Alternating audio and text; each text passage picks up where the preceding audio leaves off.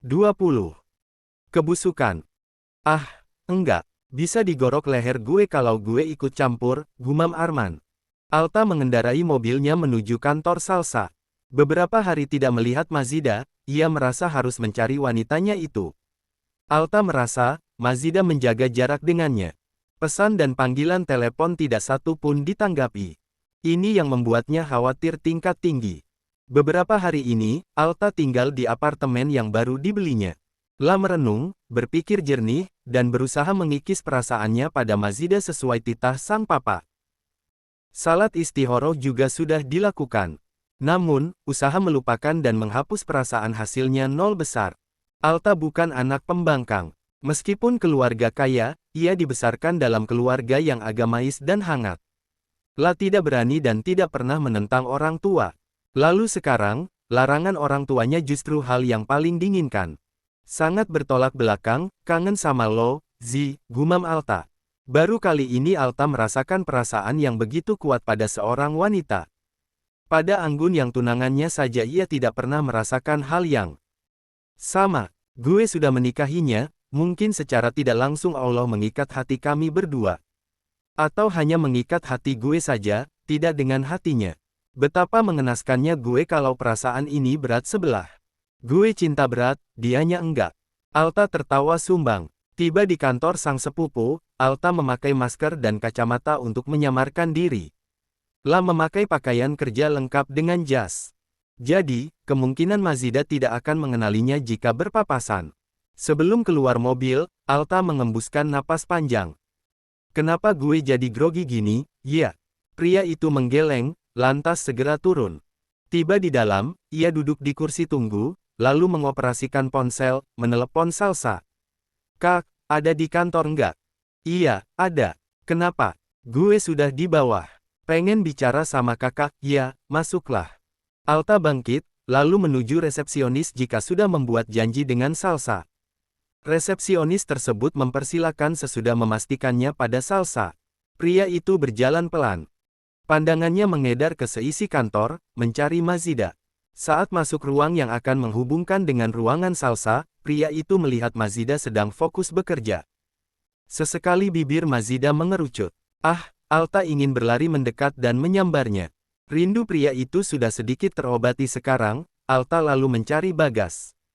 Tidak ada di ruangan. Alta terus berjalan sambil menatap Mazida, dan membuka ruangan Salsa. Karena tidak fokus, ternyata Alta salah membuka ruangan. Matanya hampir saja terlepas saat melihat ada apa dan siapa di dalam. Risa sedang berduaan dengan Bagas dan melakukan hal tidak sewajarnya. Bagas berdiri di dinding dan Risa menciumnya dengan brutal. Alta langsung menutup pintu dengan hati-hati sambil memegangi dadanya. Sepertinya dua manusia yang dikepung bisikan setan itu nggak tahu gue pergoki. Astaga, apa itu tadi?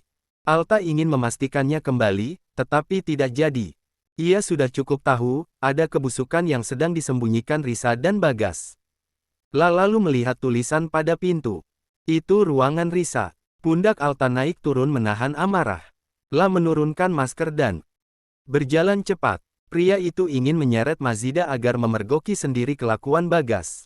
Namun, suara Salsa menghentikannya. Tak, sudah gue tunggu dari tadi. Pekik Salsa. Kaki Alta bingung harus melangkah ke arah mana. Ke Mazida yang jaraknya lumayan jauh darinya atau ke Salsa yang berdiri di ambang pintu begitu dekat dengan posisinya. Sampai akhirnya, Salsa menarik lengannya untuk masuk ruangan. Tumben datang ke sini mendadak. Ada apa? Saking syoknya, sampai-sampai Alta seperti orang linglung. Lah hanya menurut saja saat Salsa memintanya duduk di sofa. Pria itu melepaskan masker yang memang sudah diturunkan. Juga melepas kacamatanya. Lo kenapa, sih, tak? Bengong aja. Salsa mengambilkan air untuk saudara sepupunya itu. Alta langsung meneguknya. Pria itu berdeham. Ada apa? Kayak lihat setan aja lo. Risa ada hubungan khusus sama salah satu pegawai sini. Tukas Alta langsung. Enggak. Dia malah yang kemarin bikin peraturan baru kalau sesama karyawan nggak ada yang boleh pacaran ataupun hubungan suami istri. Ada apa sih? Kepo amat Sam Risa. What? Peraturan baru? Kenapa sih, lo? Sudah biasa kan, peraturan seperti itu di sebuah perusahaan? Kantor gue enggak. Lalu kenapa Risa mendadak bikin peraturan itu? Katanya dia sering memergoki pasangan yang masih pacaran yang bertengkar, lalu nggak fokus kerja. Banyak pasangan yang kerja di sini. Lumayan. Baik yang masih pacaran atau sudah menikah. Lalu yang sudah telanjur menikah. Lo pecat salah satunya. Salsa mengangguk. Edan. Alta tersenyum miring. Lah sekarang tahu, aturan itu hanya akal-akalan Risa. Mungkin Risa menyukai Bagas, lalu sengaja memisahkan Bagas dengan Mazida dengan aturan itu. Atau memang Bagas maupun Risa sama-sama suka. Ah, entahlah. Oh, ya, gue kesini pengen tahu sejauh apa proyek yang gue berikan ke kakak. Alta mengalihkan bahasan. Sejauh ini berjalan lancar. Ditangani sama Risa. Apa? Kak, ini proyek besar Iho. Kenapa malah kakak oper ke Risa? Harusnya kakak sendiri yang turun tangan. Gimana sih? Risa yang ngeyel, tapi tetap gue pantau. Tenang saja. Dan desain interiornya ambil dari kantor lo yang biasa mereka gunakan. Jadi, gue rasa semuanya aman. Alta makin dibuat ternganga. Seingatnya, Mazida adalah desain interior di kantor ini. Lalu kenapa malah mengambil dari perusahaannya? Apa nggak ada desain interior yang kompeten di perusahaan ini sampai-sampai ngambil dari kantor gue? Alta memancing. Ada, tapi Risa juga yang minta. Sudah lo ACC juga, kan? Alta geleng-geleng. Gue kira desain interiornya nggak dari kantor gue aja, tapi dari sini juga ada. Kak, ini bisnis. Jadi, saran gue jangan terlalu memanjakan adik dengan cara menuruti semua keinginannya untuk urusan sangat penting seperti ini. Jangan karena rengekan saudara, kakak nggak tega dan mengabaikan nama baik perusahaan, nama baik gue juga. Gue percaya kakak bisa menangani proyek ini, tapi malah melempar ke Risa yang belum terlalu paham berbisnis. Gue agak kecewa. Tetap gue pantau, tak. Kamu tenang saja pokoknya. Gue nggak akan mengecewakan lo. Semuanya akan berjalan sesuai keinginan. Lo tenang saja. Alta melengos. Tetap saja. Lah khawatir proyek itu akan gagal. Alta menghabiskan waktu agak lama di kantor Salsa sekalian menunggu waktu pulang. La juga terus memantau Mazida, Risa dan Bagas dari kejauhan. Saat jam kantor berakhir, Alta lekas mencari Mazida. Wanita itu sudah tidak ada di kubikelnya. La pun mencari. Seluruh ruangan ditelusuri, tetapi Mazida tidak ada. Cepat sekali wanita itu pergi.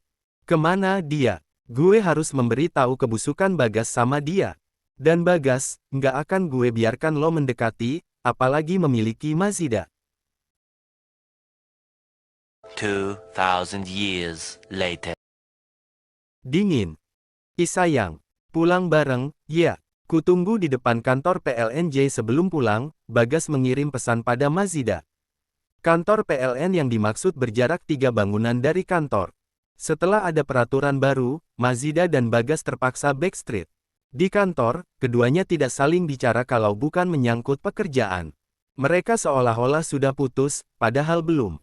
Hari ini aku pulang sama Rini. Dia mau nginep di kontrakanku. Mazida membalas. Ya sudah, kita ketemu di tempat yang dulu, di dekat parkiran. Kurasa di sana aman, nggak ada CCTV, saat bersamaan, tanda berakhirnya jam kerja berbunyi. Sekarang, sayang, Bagas kembali mengirim pesan. Pria itu menatap Mazida dari kubikelnya, memberi kode. Lah berjalan lebih dulu. Rin, gue keluar bentar, ya. Nanti lo tunggu di parkiran. Bentar aja. Mazida lekas berlari menyusul Bagas. Pasti lu mau ketemu sama Bagas. Dasar bulol. Pekik Rini. Lah lalu membekap mulut, sadar telah keceplosan. Gadis itu menatap sekeliling. Aman, tidak ada Risa atau Salsa. Teriakan Rini terdengar oleh Alta yang sudah kelelahan mencari Mazida. Pria yang mengenakan kembali masker dan kacamatanya tersebut bergegas keluar kantor. Mungkin Mazida ada di luar sebab di dalam sudah tidak ada. Mazida, di mana kamu, sayang? Gue harus segera memperingatkan dia kalau Bagas itu pria brengek, sementara Mazida dan Bagas berdiri berhadapan. Keduanya belum saling membuka mulut, hanya saling bicara lewat tatapan. Sepertinya aku sudah nggak betah kerja di sini. Aku pengen resign, tapi masih terhalang kontrak dengan proyek baru ini. Aku tertekan. Apa yang membuatmu tertekan, Bu Risa? Bagas mengangguk. Ya, banyak yang ingin kubicarakan sama kamu. Kita nanti makan malam, yuk. Sudah kubilang hari ini aku pulang sama Rini. Dia mau nginep di kontrakan. Aku nggak bisa ninggalin dia pulang sendiri, baiklah, kapan-kapan saja kalau kamu ada waktu. Sekarang, bolehkah aku minta peluk? Aku butuh kekuatan, Bagas mendekat, hendak memeluk Mazida. Belum sempat tubuh mereka menempel, Alta melemparinya batu, lalu bersembunyi. Spontan keduanya saling menjauhkan diri. Aku pergi aja, Mas. Ini teguran buat kita. Tanpa menunggu respons Bagas, Mazida berjalan cepat menuju parkiran di mana Rini sudah menunggu. Alta tersenyum puas di tempat persembunyiannya. Nggak akan gue biarkan lo main peluk bini gue. Enak saja, Rin, lu yang bawa motor, ya. Tiba di parkiran, Mazida terlihat lesu. Kenapa lu? Abis dapat asupan harusnya bahagia, malah. Ditekuk wajahnya, ciuman dari Bagas kurang. Mazida memukul pelan lengan Rini. Jangan ngaco, ayo. Keduanya segera meninggalkan kantor. Setelah Bagas pergi, Alta keluar tempat persembunyian. La mengirim pesan pada Mazida. Hari ini masih nginep di rumah temenmu nggak? Enggak, Mazida membalas. Alta tersenyum. Ia akan membeli makan untuk Mazida. Biar ada alasan mendatangi wanita itu. Gue yakin apa yang gue lihat. Hari ini adalah salah satu jawaban istihoro gue. Bahwa gue harus menjaga Mazida dari pria busuk macam Bagas. Alta menuju mobil. Parkiran juga sudah sepi. Pria itu lalu segera tancap gas untuk membeli makanan dan setelah itu, pulang. Alta tadi belum bisa menemui dan memperingati Bagas secara langsung sebab dirinya dalam mode seorang CEO. Kalau sampai menunjukkan diri sekarang, bisa-bisa Bagas mengadu pada Mazida. Nanti rusak penyamarannya. Alan lu, minta gue ganti nginap di sini, malah lu suruh gue bantuin lo bersih-bersih. Rumah, gerutu Rini sambil menyapu kontrakan. Keduanya baru tiba, tetapi kondisi kontrakan Mazida lumayan kotor setelah ditinggal beberapa hari. Mazida yang sedang mengepel, hanya tergelap. Timbang nyapu doang protes aja lu. Di rumah lu, bahkan gue juga nyuci, masak juga buat kita sama adek lu. Nah loh, lu hitung-hitungan, gue juga bisa. Rini terpingkal-pingkal. Iya, ada lu, kerjaan gue enteng. Begitulah mereka, tidak segan saling mengejek dan berbicara kasar. Asal dalam konteks yang pas, mereka tidak akan tersinggung, kecuali jika sedang membahas hal serius. Mereka juga akan serius. Gue cekoki cairan pembersih lantai tahu rasa lu. Biar otak lu ikut kinclong. Mazida mengacungkan cairan pembersih dalam botol air mineral bekas. Gue juga bisa. Gue sapu pikiran lo biar hilang bulol lu sama Bagas itu. Sedang capek-capeknya bersih-bersih, pintu rumah yang kondisinya terbuka diketuk seseorang. Lalu disusul sebuah suara. Kalian sudah mirip emak-emak perang. Rini yang lebih dekat dengan pintu menoleh. Matanya mengerjap. Wanita berambut sebahu tersebut menganga melihat ketampanan Alta. Masya Allah, maka nikmat Tuhan mana lagi yang kau dustakan, Rini? Dia tampan banget, gumam Rini. Mas Alta. Mazida mendekat. Namun, saat melewati Rini, tangannya dicekal. Komblangin gue sama pria ini, bisik Rini. Mazida melepaskan kasar cekalan Rini, kemudian kembali berjalan mendekati Alta. Ada keperluan apa? Tanya Mazida. Alta mengangkat kantong plastik. Isinya 2 porsi makanan. Sebenarnya, ia ingin makan bersama Mazida. La tidak tahu kalau Mazida ada temannya. Jadilah 2 makanan itu diserahkan semua. Ini buat kalian berdua. Oh, terima kasih, Bang. Rini menyambar dari belakang. Mazida pun menerimanya. Terima kasih. Dia Rini, Mas. Teman saya. Rin, kenalkan ini Mas Alta. Alta dan Rini bersalaman sambil menyebut nama. Ya sudah, lanjutkan bersih-bersih kalian. Jangan bertengkar terus. Perlu bala bantuan lagi nggak? Iya. Enggak. Mazida dan Rini menjawab berbeda. Ya sudah, kalian saja. Maaf mengganggu. Alta tersenyum, kemudian pergi. Rini menatap Mazida tajam. Bisa-bisanya lu nggak pernah bilang punya tetangga spek aktor Korea kayak dia, hah? Lalu gue harus buat laporan gitu. Lebay lu. Dia gantengnya kebangetan, Bagas mah lewat. Bismillah, dia jodoh gue. Mazida mengulum senyum. Dasar sinting, orang itu yang gue bilang sudah punya bini, tapi masih sempatnya kasih perhatian ke gue. Kayak ini tadi, ngasih makanan.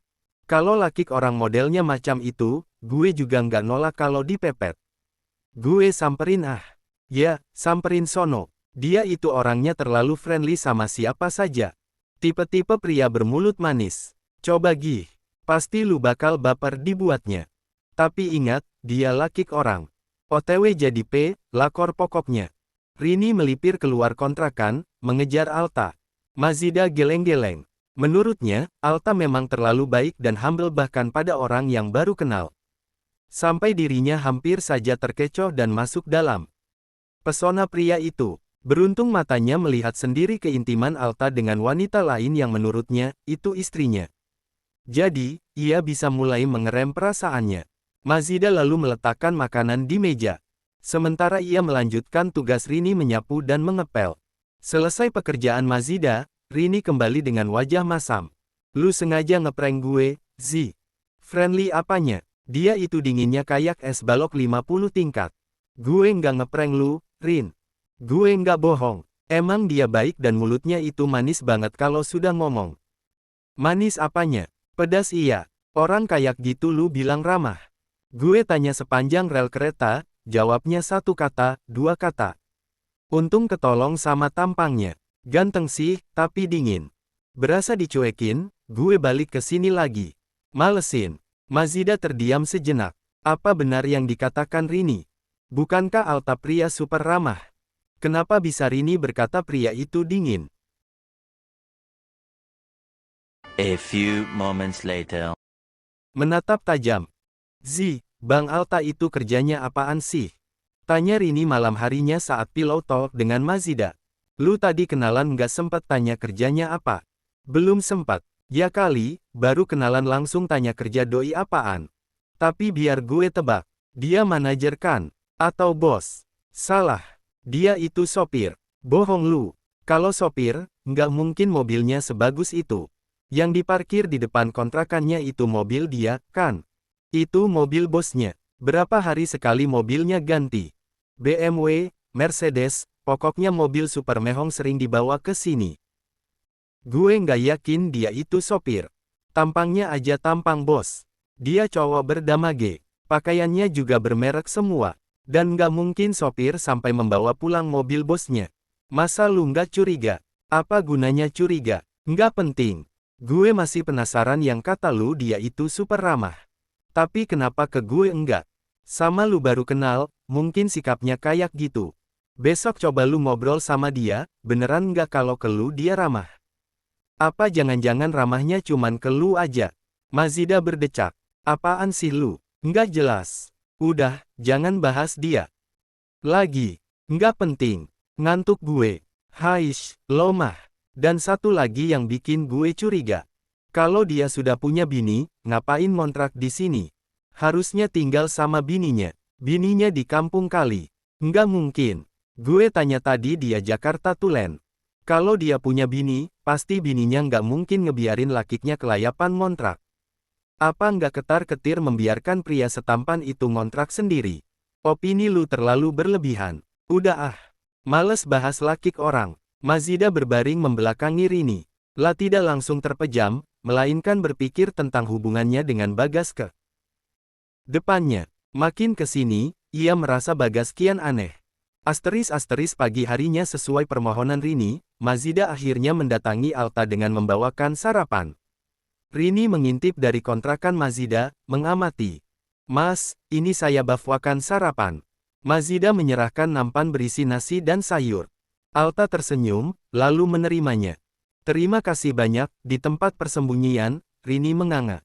Aja gile. Senyumnya bikin gula kalah saing. Z, untuk yang waktu itu, iya, saya paham. Nggak usah diperjelas lagi. Dia bukan istri saya buru-buru mau siap-siap kerja, Mas. Permisi. Mazida tidak bisa lama-lama berdekatan dengan Alta. Jantungnya tidak bisa dikendalikan. Baiklah. Tapi bolehkah saya minta waktumu sebentar saja kapan-kapan? Saya ingin bicara hal penting yang belum sempat saya bicarakan ke kamu. Dan asal kamu tahu, kamu kemarin salah paham. Bahwa saya mengajakmu ke resto itu, bukan untuk ingin mengenalkanmu pada wanita itu. Wanita itu bukan istri saya. Ada hal lebih serius yang ingin saya katakan. Jadi, saya mohon, jangan karena salah paham itu, kamu menghindar dari saya. Saya nggak menghindar, tapi saya merasa begitu. Sama satu lagi, berhati-hatilah dengan Bagas. Kemarin saya memergoki dia sama wanita lain sedang berkuman. Mazida menatap Alta. Raut pria itu terlihat serius. Kenapa saya harus hati-hati? Saya sama dia sudah pacaran lama dan mungkin Mas Alta salah, hanya untuk kewaspadaan saja. Nggak ada maksud lain. Mas Alta berniat mengadu domba kami. Demi Allah nggak ada niat seperti itu. Pokoknya berhati-hatilah. Mazida pun mengangguk dan segera pergi dari sana. Ia mengerti. Apa yang dimaksud Alta? Bahwa ia paham harus menjaga diri. Sebab beberapa kali Bagas mulai kehilangan kontrol. Mengenai perkataan Alta kalau Bagas bercuman dengan wanita lain, ini yang membuat Mazida antara percaya dan tidak. Lalu wanita asing yang pernah dipergoki itu bukan istri Alta. Mazida diam-diam merasa lega. Begitu tiba di kontrakannya lagi, Rini menyambut histeris. Fix, Bang Alta suka sama lu. Sok tahu lu. Udah, sana cepat mandi duluan, gantian. Gue serius. Tatapannya ke lu itu beda, deep banget. Rin, udah. Gue udah ada Mas. Bagas. Mulut bicara begitu, tetapi sebenarnya hati Mazida tidak bisa dibohongi. Hatinya masih sangsi dengan Bagas. Halah, jangan bulol. Gue malah nggak yakin sama dia. Sama Bang Alta aja. Terabas istri sah. Pasteris akor semakin di depan. Dasar sinting. Beberapa hari ini, Rini masih menginap di kontrakan Mazida. Selama itu pula, Mazida menolak ajakan jalan baik dari Bagas maupun Alta. La masih ingin menikmati masa tenang tanpa memikirkan laki-laki. Setiap hari, Rini selalu berusaha mendekati Alta. Mazida hanya geleng-geleng ketika kembali dari PDKT, Rini akan mencerocos sangat panjang karena usahanya sia-sia. Fix, dia nggak doyan sama gue, Zi. Doyannya sama lu. Padahal gue sama lu cantik kangu eloh. Ark, mata Bang Alta ketutup kacamata kuda. Mazida hanya terpingkal-pingkal. Rini menginap hanya sampai Jumat malam. Mamanya meminta untuk pulang karena tidak ingin anaknya itu menjadi beban untuk Mazida. Situasi di kantor juga masih sama. Sejak Risa ikut campur dalam mengambil kebijakan dan peraturan, semua merasa tertekan. Mazida juga masih mati-matian bertahan. Lu beneran besok pulang, Rin? Tanya Mazida saat malam hari ketika keduanya berbincang di teras. Hamem, padahal gue pengennya lu di sini terus. Ya gimana? Nya gue nyuruh pulang. Kapan-kapan aja gue nginep lagi, Rini mau pulang. Kapan? Alta mendekat. Iya, Bang, Rini langsung bersikap seperti putri Solo. Ayo saya traktir kalian bakaran di seberang jalan. Serius, Bang. Mata Rini berbinar. Iya, ayo. Alta berjalan lebih dulu. Kuy. Rini langsung berdiri, menarik tangan Mazida. Mazida pun akhirnya ikut berdiri dengan malas. Lu aja sana sama gebetan lu. Gue di sini aja, bisik Mazida. Enggak. Lu juga harus ikut. Karena dia akan ramah kalau ada lu. Kalau cuma sama gue doang, dikaku kayak kanebo. Mazida berdecak kesal. Sebenarnya ia merasa malas. Mereka bertiga pun makan dan mengobrol dengan hangat. Alta sesekali mencuri atau memfokuskan pandang pada Mazida yang duduk di depannya. Rini mengikuti lengan sang sahabat. Mata dia fokus ke lu terus dari tadi, bisik Rini. Dia liatin lu, bukan gue, kilah Mazida kesal. Hari Sabtu, waktu kerja hanya sampai jam 3 sore. Sebelum pulang, Bagas mengirim pesan pada Mazida. Kita sudah lama nggak jalan. Nanti malam bisa. Mazida berpikir sejenak. Alta dan Bagas meminta waktunya jika senggang. Karena Bagas sudah lebih dulu hadir di hidupnya, tidak ada salahnya mengiyakan ajakan pacarnya ini dulu. Bagas benar, mereka sudah tidak lama quality time. Insya Allah bisa. Rini nanti sore sudah pulang, abis maghrib aku jemput di kontrakanmu. Dandan yang cantik. Kita malam mingguan. Mazida hanya membalas dengan emotikon mencebik. Selepas maghrib, Mazida sudah siap dengan tunik berwarna hitam dan celana warna kaki. Untuk hijab, ia mengenakan pasmina coklat S***U. Tas coklat menyempurnakan penampilannya, suara klakson dari depan, membuat Mazida keluar kontrakan. Wanita itu masih sempat melihat ke arah kontrakan Alta. Masih gelap. Itu artinya Alta belum pulang. Kepala Bagas keluar dari jendela. Mobil. Sayang, ayo. Mazida mengangguk, lalu mengunci kontrakan. Lalu masuk ke mobil Bagas. Kamu mau kita jalan kemana? Bagas menggenggam pergelangan tangan Mazida. Wanita itu tidak nyaman, tetapi tetap mengusahakan senyum. Terserah Mas Bagas saja. Makan malam romantis di restoran hotel bintang 5. Nggak perlu ke tempat mahal, Mas. Aku lebih suka ke tempat sederhana saja. Malam ini harus spesial pokoknya. Bagas lekas menyalakan mobil, lantas segera bergerak menuju tempat yang sudah diincar. Sebelumnya, tiba di Sailendra Restaurant, Bagas membelokkan mobil. Keduanya lantas turun seraya bergandengan tangan. Restoran yang didatangi mereka berkonsep prasmanan. Jadi bisa langsung memilih apa yang diinginkan. Setelah memilih makanan, mereka duduk. Pandangan Mazida tidak sengaja mengedar. Di sebuah sudut, pandangannya berhenti. Ada seorang pria yang menatapnya tajam. Alta,